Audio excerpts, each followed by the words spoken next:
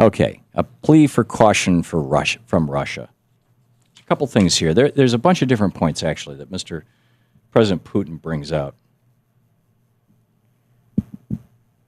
He said, my working and personal relationship with President Obama is marked by growing trust. I appreciate this. I carefully studied his address to the nation on Tuesday, and I would rather disagree with a case he made on American exceptionalism, stating that the United States' policy is, quote, what makes America different. It's what makes us exceptional, end of quote.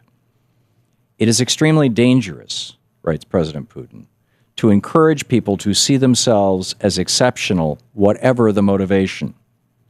There are big countries and small countries, rich and poor, those with long democratic traditions and those still finding their way to democracy.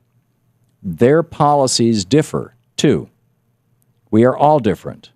But when we ask for the Lord's blessings, we must not forget that God created us equal. Whoa. A lot of people really upset. President Putin said, you guys, you may think you're exceptional, but we're all people here on this earth.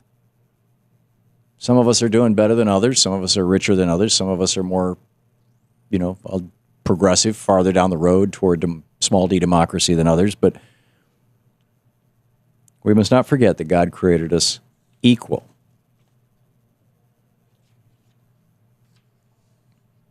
He says it is alarming that military intervention in internal conflicts in foreign country has become commonplace for the United States. Is this in America's long-term interest? I doubt it. Millions around the world increasingly see America not as a model of democracy, but as relying solely on brute force, cobbling coalitions together under the slogan, you're either with us or against us.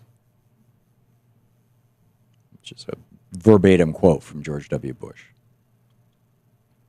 But force, Vladimir Putin continues, has proved ineffective and pointless.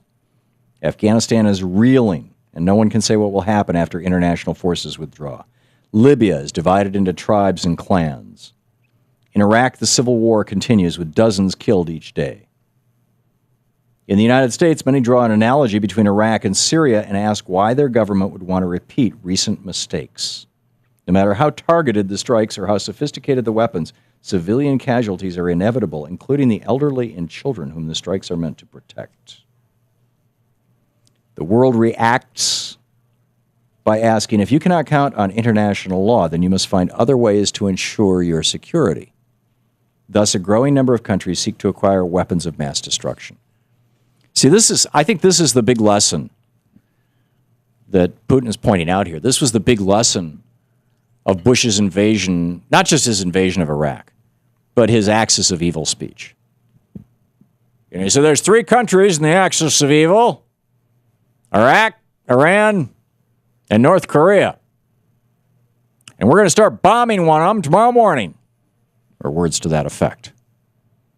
Well, as soon as that happened, what did the other two countries in the axis of evil do?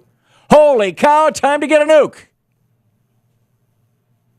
Seriously. North Korea got one. They blew it up just to show us that, hey, we can do this. And Iran started moving in that direction, although they stopped. They paused it.